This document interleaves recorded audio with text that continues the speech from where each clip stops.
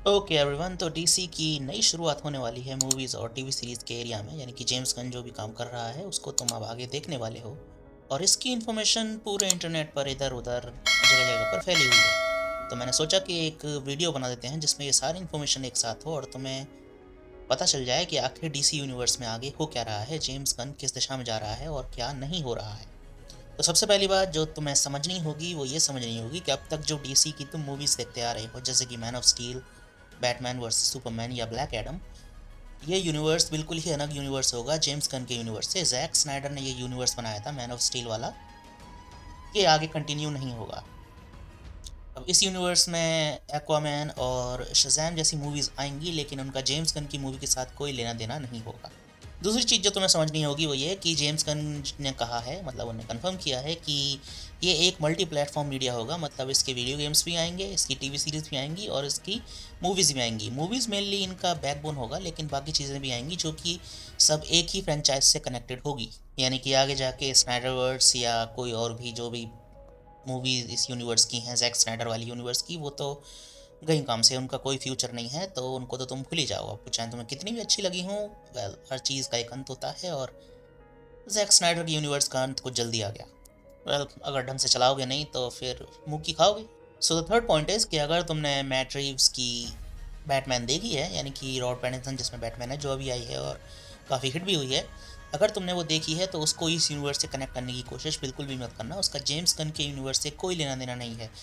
Universe से मेरा मतलब जो यूनिवर्स बैरी एलन रीसेट करेगा फ्लैश मूवी में, जो अभी कुछ महीने बाद आने वाली है।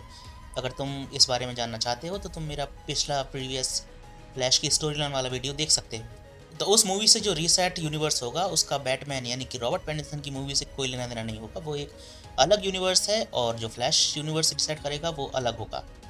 दोनों की फ्रेंचाइज एक होगी लेकिन यूनिवर्स टोटली अलग होगा। और इसका फ़ायदा ये है कि उधर अगर रॉबर्ट पैटिंसन का यूनिवर्स अलग तरीके से चलता है तो फिर उसको ग्रो करने का एक अलग मौका मिल जाएगा। तुम ऐसा कह सकते हो कि अगर डीसीयू में थोड़ी बहुत प्रॉब्लम भी हुई और ये ढंग से नहीं चला तो पॉसिबिलिटी है कि शायद बैटमैन का यूनिवर्स यानी मैट रीव्स का यूनिवर्स चल जाए उस फ्रेंचाइज वाला और वो बहुत ही बेहतरीन हो जाए। लेकिन फिर भी अभी फ़िलहाल कुछ कह नहीं सकते। जहाँ तक बैटमैन की बात है तो डीसीयू में एक नया बैटमैन कास्ट होगा। डीसीयू में, डीसीईयू में नहीं, डीसीईयू खत्म हो चुका है। डीसीयू में नया बैटमैन कास्ट होगा और वो एक यंग वर्जन होगा और जहाँ तक मुझे पता है वो कोई भी ओरिजिन स्टोरी नहीं होने वाली है। और जेम्स गन ने ये बात कंफर्म भी की है कि डीसीयू का बैटमैन एक बहुत बड़ा पार्ट होने वाला है आगे जाके। मतलब वो उस पर बहुत बढ़िया तरीके से ध्यान देने वाले हैं और देना भी चाहिए, क्योंकि मेरे हिसाब से सबसे कूल कैरेक्टर तो वही है जिसकी तुमने ऋण मान रखी है, यानी कि बैटमैन। और अगर बैटमैन की बात हो रही है तो फिर सुपरमैन की बात भी होगी। और सुपरमैन की न्यूज़ ये है कि ये भी एक नया एक्टर कास्ट होगा और इसकी आने वाली मूवी यानी कि सुपरमैन लेगेसी कोई ओरिजिन स्टोरी नहीं होगी, जो कि बहुत बढ़िया बात है, क्योंकि सुपरमैन का ओरिजिन देख देख के हम थक गए हैं। जैसे कि अब स्पाइडरमैन का ओरिजिन नहीं दिखाया जाता, अब ये टाइम आ चुका है कि सुपरमैन का ओरिजिन भी ना दिखाया जाए। और इस बात को जेम्स गन ने कंफर्म भी किया है कि आगे जाके सुपरमैन एक ह्यूज प्रायोरिटी होगा। अगर सबसे बड़ी नहीं हुआ, it's not the biggest, then huge priority Superman is. तो हाँ, ये देखना तो बनता है कि कौन सा नया एक्टर कास्ट होगा सुपरमैन, क्योंकि सुपरमैन का रोल बहुत ही ज़्यादा स्पेशल रोल है।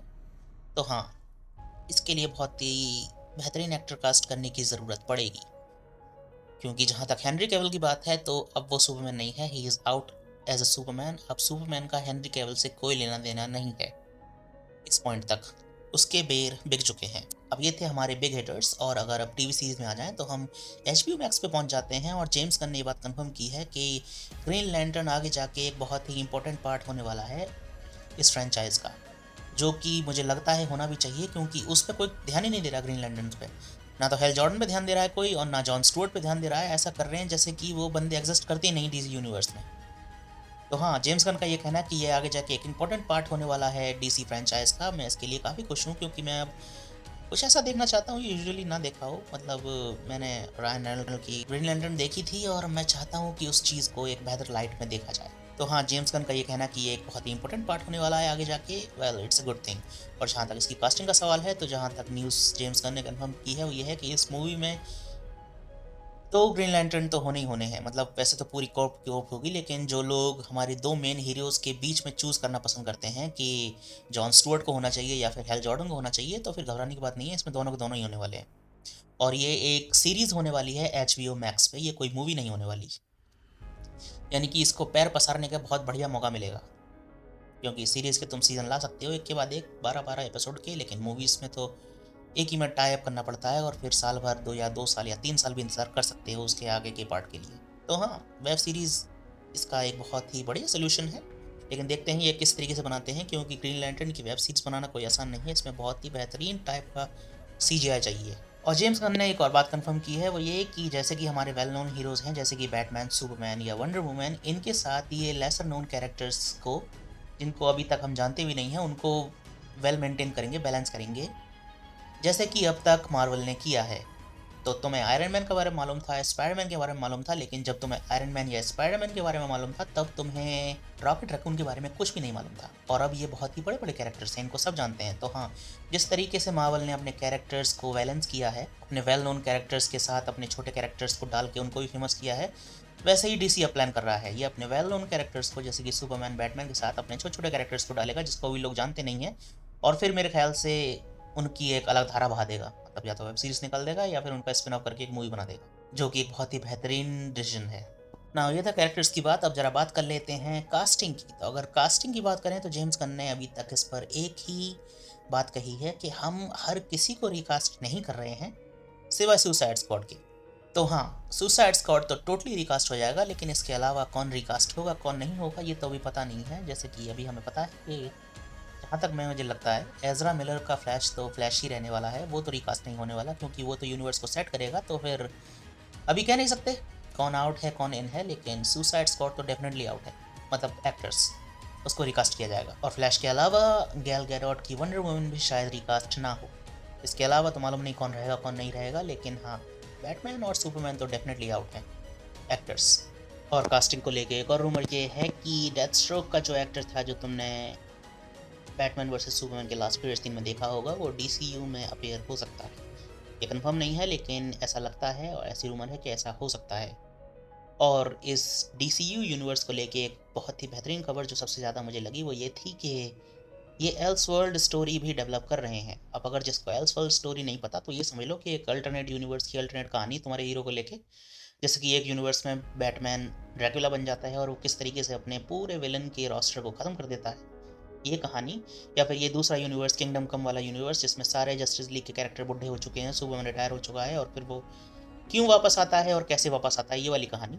तो हाँ, ये चीज़ें भी एल्सवर्ल्ड की डेवलप की जा रही हैं DCU की फ्रेंचाइज में।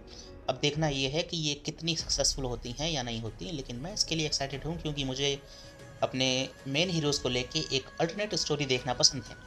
तो हाँ, अगर बैटमैन ड्रैकुला बनने वाला है तो फिर मैं बहुत इंटरेस्टेड हूँ देखने में लिए कि आखिर वो ड्रैकुला बनता कैसे है और बन के करता क्या है। क्योंकि अगर कॉमिक्सों के हिसाब से चलोगे, जैसे कि जेम्स गन ने कन्फर्म किया है कि वो कॉमिक्सों के साथ सिनर्जी रखेंगे, मतलब कॉमिक्सों की तरह मूवी बनाएंगे और उसके साथ वेल बैलेंस्ड स्टोरी लाइन रखेंगे, तो फिर एल्सवर्ल्ड की जो स्टोरी लाइन है बैटमैन की, ये ड्रैकुला वाली, ये बहुत ही ज़्यादा R-रेटेड होने वाली है, क्योंकि इसमें खून खराबा मार काट बहुत ज़्यादा थी।